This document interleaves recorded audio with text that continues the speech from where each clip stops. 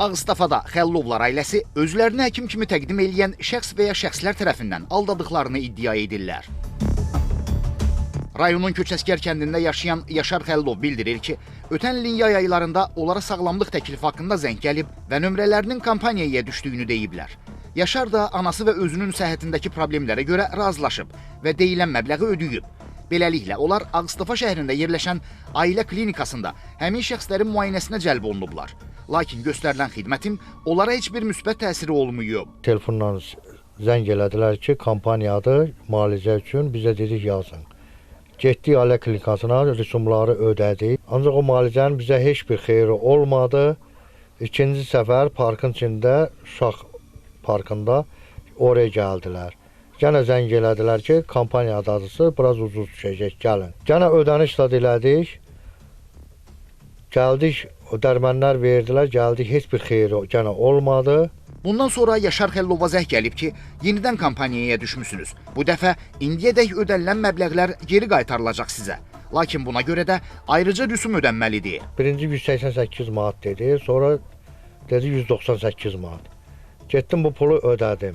Bir gün keçəndən sonra mənə zəng elədi ki, sizin 110 manat da ödənişiniz var, 1060 manat sizə pul qaytarılır. Bir də zəng elədi ki, sən 16 manat yenə çatışmamazlıq var, onu da ödəlməlisiniz.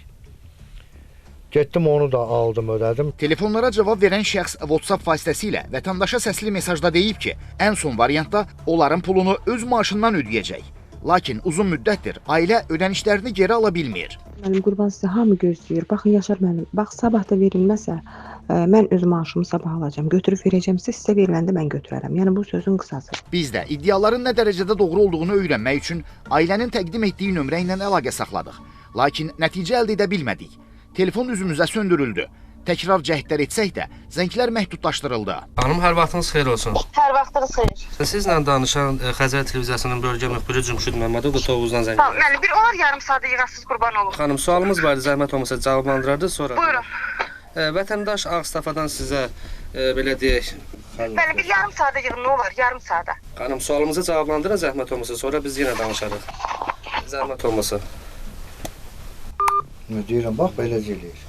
Müayinələrin reallaşdırıldığı klinikadan isə Xəzər xəbərə bildirildi ki, həmin şəxslərlə bir aylıq müqavilə imzalanıb və bu cür hallardan sonra müqaviləyə xitam verilib.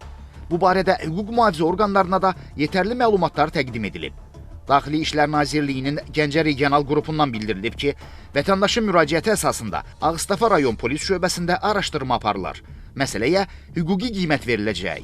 Cümşüd Məmmədov, Yusif Kərimli, Xəzər xəbər.